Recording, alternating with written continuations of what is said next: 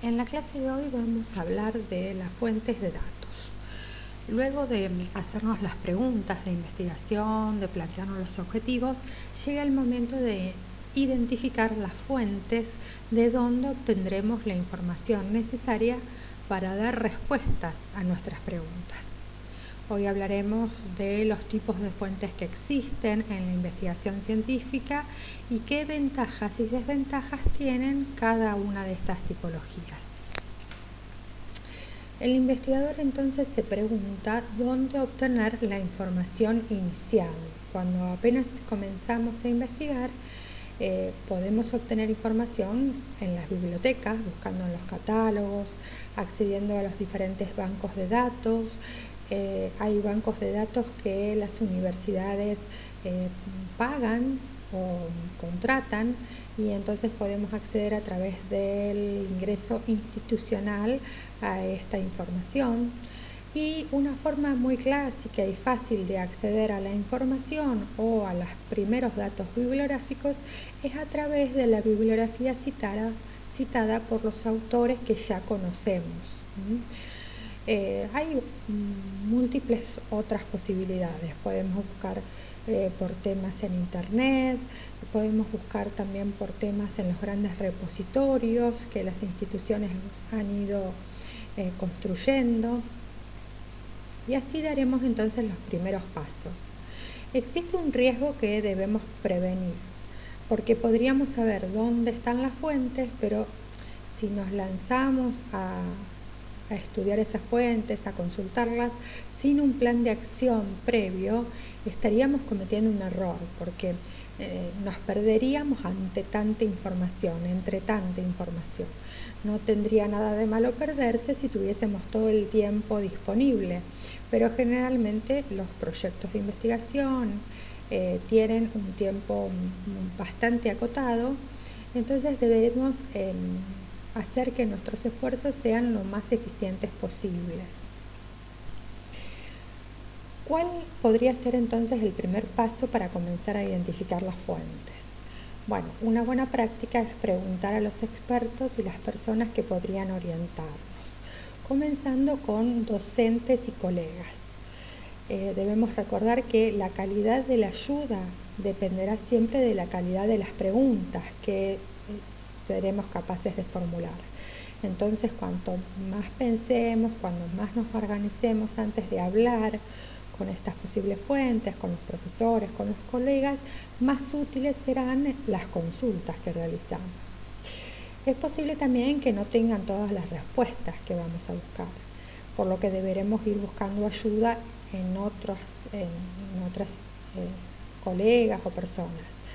A veces es positivo, es un dato positivo que nuestros docentes o colegas no tengan ya todas las respuestas, porque quiere decir entonces que nuestro tema es novedoso, es interesante, y lo que investiguemos entonces será algo nuevo, algo de interés, y leerá nuestra investigación con mayor curiosidad y mayor intriga, mayor interés. También podemos usar a las personas, cualquiera sea su pertenencia, como fuente primaria. Serían en este caso informantes claves. Acá también, cuanto más podamos diferenciar lo que ya sabemos de lo que queremos saber, más eficacia pondremos en nuestra búsqueda, más fácilmente encontraremos lo que necesitamos. Por eso decimos que es necesario siempre hacerlo con la planificación suficiente, con la sistematización suficiente, más aún cuando estamos buscando la información a través de las personas, porque a un libro siempre podemos volver a consultar, pero no siempre se puede consultar nuevamente a las personas contactadas. Algunas premisas básicas relacionadas con las fuentes y la investigación científica. La investigación nunca es una tarea solitaria. Aunque puede parecerlo y aunque no se trabaje en un equipo, siempre se intercambia con colegas, con otros estudiantes, ya sea en congresos, en clases, en diferentes oportunidades de encuentro, siempre intercambiarlos. Y en estas investigaciones partimos siempre con una lista de bibliografía. Si esta lista es breve, la recomendación entonces es leer todo lo que figura en la lista. Si la lista es larga, se debe comenzar por las fuentes más mencionadas en los otros trabajos, porque serían las fuentes con más autoridad. De todas maneras, los metodólogos aconsejan no ignorar ninguna fuente, porque puede residir ahí la originalidad del trabajo. Entre los consejos que nos dan, también nos dicen que deberíamos consultar siempre la última edición de los libros, si tienen varias ediciones, y siempre que se pueda, comprar los libros más importantes. Otros consejos: se obtendrán mejores resultados si se toma la costumbre, el hábito de resumir por escrito lo que se lee. Y hay una regla general que dice que cuanto más se escribe en el camino, más fácil será lograr el primer borrador. Por eso debemos ser voluntariosos y sistemáticos en esto de recoger los datos en la bibliografía, porque de esa sistematización depende el resultado. Hay que ser muy cuidadoso y esmerarse en guardar los datos bibliográficos de todo lo que vamos leyendo. Y también hay que ser muy cuidadoso y de dedicarle el tiempo necesario al fichaje de la bibliografía. En general, la ficha de la bibliografía o la ficha de contenido no es simplemente un resumen del texto, sino una síntesis que está orientada, que está vinculada a nuestra propia investigación, cuyo objetivo justamente es nutrir de conceptos o de empiria a la propia investigación, señalando los aportes del autor o los autores que estamos leyendo. Entonces, estamos hablando de fuentes de datos para la investigación y podemos ya comenzar a hacer una primera clasificación. Siguiendo a Seda d'Ancona, podemos distinguir entre investigación primaria e investigación secundaria. La investigación primaria es cualquier tipo de indagación en la que el investigador analiza la información que él mismo obtiene mediante la aplicación de técnicas de recolección de datos, que pueden ser básicamente cuestionarios, observación, entrevistas, y de este tipo de técnicas se obtienen entonces fuentes primarias. La segunda tipología es la investigación secundaria, y aquí entonces se trata del análisis de los datos recabados por otros investigadores con anterioridad al momento de la investigación. Entonces, una clasificación que se utiliza desde la cátedra distingue entre fuentes primarias y fuentes secundarias. Las fuentes primarias son los datos recogidos por el propio autor para esa investigación en especial, y las fuentes secundarias son los datos recogidos por otros investigadores o también por el mismo investigador, pero para otras investigaciones. Hay un caso especial que rompe la regla general, que es cuando el objeto de estudio es un libro, una obra importante de algún autor muy reconocido. En este caso, el libro es la fuente primaria. En el ejemplo tienen expuesto ahí un estudio sobre el pensamiento económico de Adam Smith. En este caso, los libros de Adam Smith son fuente primaria, y los libros que eventualmente hayan escrito otros autores sobre Adam Smith son fuente secundaria.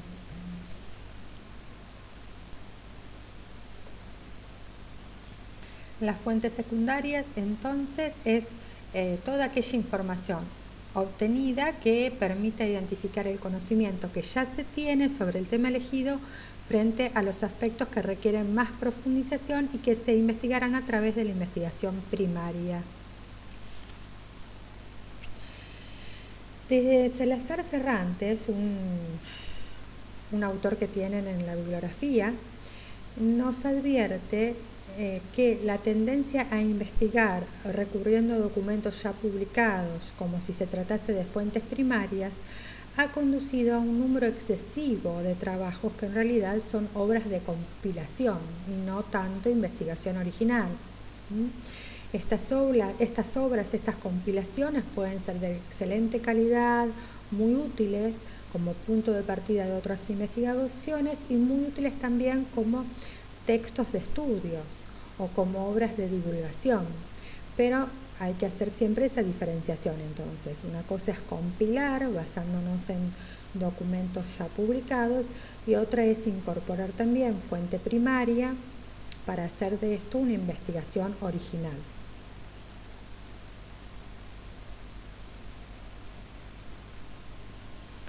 Ahora bien, una confusión que suele aparecer en las tesis, en las tesinas, en las tesis de maestría y no tanto en las tesis de doctorado, es clasificar a los documentos como fuente primaria. Entonces nos podríamos preguntar, ¿los documentos son fuente primaria o secundaria? Miguel Vallés, habla de documentos como fuente secundaria y así lo hacen la gran mayoría de los metodólogos. Describen como posibles fuentes secundarias entonces a los archivos, ya sea oficiales o privados, a los documentos de todo tipo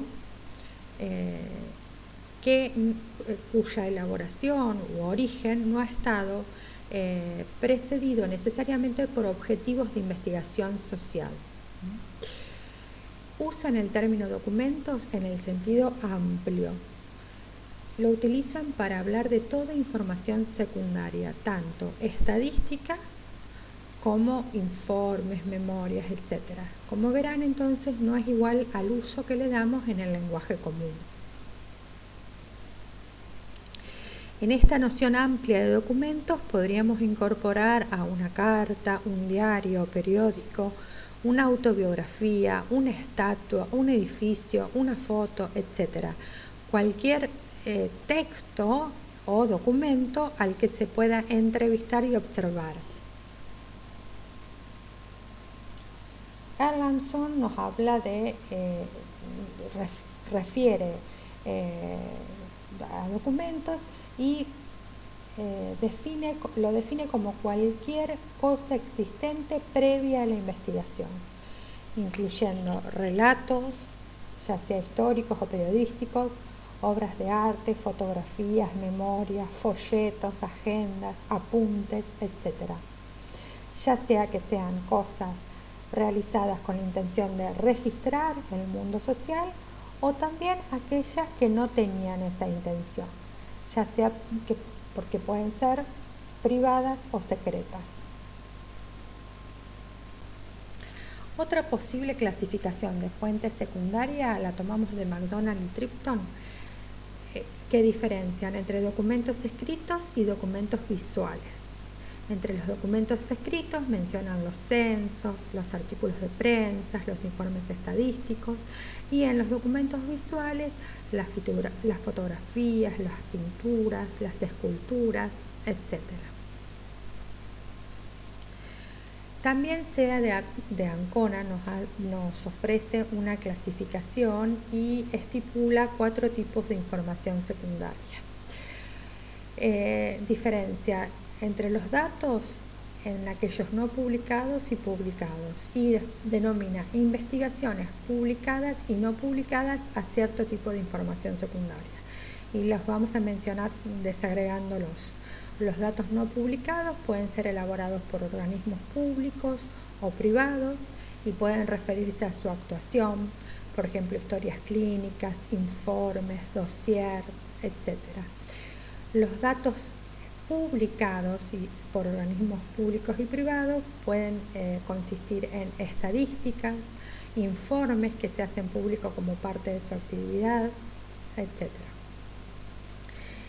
El tercer tipo son las investigaciones publicadas en libros y revistas, que para nuestro tipo de investigaciones es muy común recurrir a ellas. En este caso tenemos como intermediarios a los autores de esas publicaciones. Y la última tipología de SEA de Ancona habla de investigaciones no publicadas, que pueden ser archivos o bancos de datos que quedan en los centros de estudios, en las fundaciones, etcétera, y que no han sido publicadas por el momento. Una clasificación más de fuente secundaria podemos tomarla de Duverger, que habla de, por un lado, documentos escritos, ya sean archivos públicos, documentos oficiales. En esta tipología incluye a los artículos de prensa, los archivos privados y la documentación como anuarios y obras literarias. En la segunda tipología incorpora las estadísticas, que consisten en todos los documentos numéricos que expresan el resultado de censos y otros relevamientos. Y en el tercer tipo incluye todos los demás documentos. Y aquí incluye todo lo construido por el nombre, desde muebles y herramientas hasta fotos, documentación de sonidos, música, etc.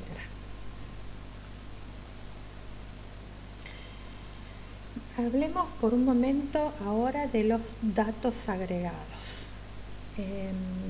Para el estudio de grupos o conjuntos de individuos se debe obtener información sobre esos individuos y combinar o agregar esa información para conseguir entonces la información o los datos sobre el grupo propiamente dicho. A esto lo llamamos datos agregados. Hay dos tipos de datos agregados, los indicadores acumulativos y los indicadores colectivos. Con el nombre de indicadores acumulativos se denominan a los amplios conjuntos de características de un grupo. Por ejemplo, la tasa de natalidad, el alfabetismo, la mortalidad. Cuantifica una característica del grupo y no del grupo en sí mismo y no del individuo. Si nosotros hablamos de tasa de natalidad, necesariamente estamos haciendo referencia a un grupo, ya sea una población de un país, a una ciudad, etc. Y no podríamos nunca hablar con esa tipología, con esa terminología de un individuo. Por su parte, los indicadores colectivos expresan las características del grupo que no se derivan de la suma o de la combinación de las características de los integrantes, sino de las cualidades del grupo cuando actúa como tal. Y como ejemplo entonces, estos indicadores colectivos refieren a la forma de gobierno, a los presupuestos nacionales o a los presupuestos provinciales, etc. No son la suma o combinación de las características de cada integrante, sino a la cualidad del grupo en sí mismo, cuando actúa como grupo. Volvamos ahora a las fuentes secundarias y vamos a mencionar las ventajas y desventajas que tienen este tipo de fuentes. Celtis menciona 3 ventajas. En primer lugar, son económicos, son datos que generalmente no tienen un alto valor monetario, no cuestan demasiado. Generalmente además son recogidos en forma periódica, lo que nos permite estudiar o analizar tendencias, y por último no necesitan de la voluntad de las personas observadas. Vallès nos advierte sobre algunas limitaciones o inconvenientes que pueden tener estas fuentes secundarias. Nos dice que como es información producida por otros, pueden tener interpretaciones variadas, no necesariamente tienen una interpretación única y dependen del contexto y el tiempo en que fueron recolectadas. Por eso tenemos que estar alertas a estas características de la información secundaria. Y Vallès también nos advierte que muchas veces se utilizan en modo crítico y sobre todo cuando provienen de fuentes oficiales pueden necesitar de una lectura más cuestionadora y más crítica.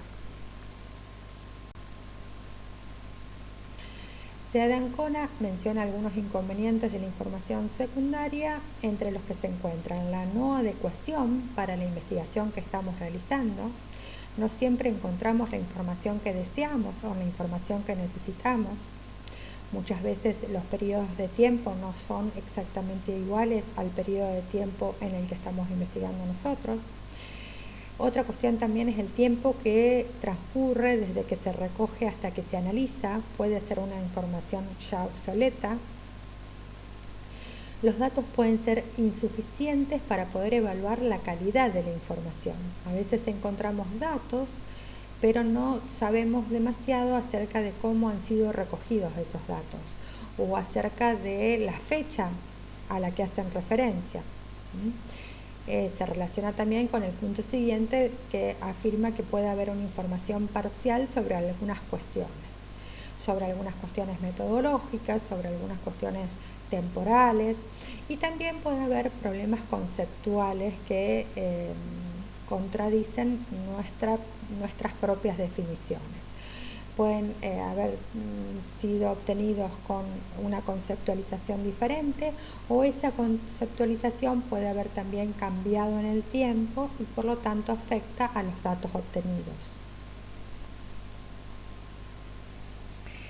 Nos deberíamos preguntar entonces, cuando utilizamos fuentes secundarias, qué controles, qué evaluaciones deberíamos hacer. Primero, un cuestionamiento necesario es preguntarnos qué propósito tiene el estudio que estamos utilizando, el estudio o los datos que estamos utilizando. ¿Quién recogió esa información? ¿Con qué metodología? ¿Con qué diseño muestral? ¿Con qué técnicas de recolección de datos y con qué técnicas de análisis de datos? Y también en qué momento fueron recogidos los datos. Y si es correcto el análisis y las conclusiones que se han hecho de los datos obtenidos. Algunos otros problemas específicos relacionados con las fuentes secundarias son mencionados por Bayes. Y este autor hace referencia a los problemas que pueden surgir relacionados con la autenticidad del documento. Debemos verificar entonces siempre la autenticidad de los datos que estamos manejando. Los problemas relacionados con la disponibilidad de la documentación, los problemas de muestreo, de credibilidad, o sea, no solo que sea auténtica, sino que sea creíble. Y por último, las posibilidades de hacer inferencias, de hacer generalizaciones, y esto está relacionado con la representatividad de los datos y también relacionado con el tipo de muestreos que se haya realizado. Para este tema pueden consultar la bibliografía que está disponible en el aula virtual, y básicamente pueden guiarse por el texto de Miguel Bayes y por el cuaderno de cátedra número 33, que también tienen disponible.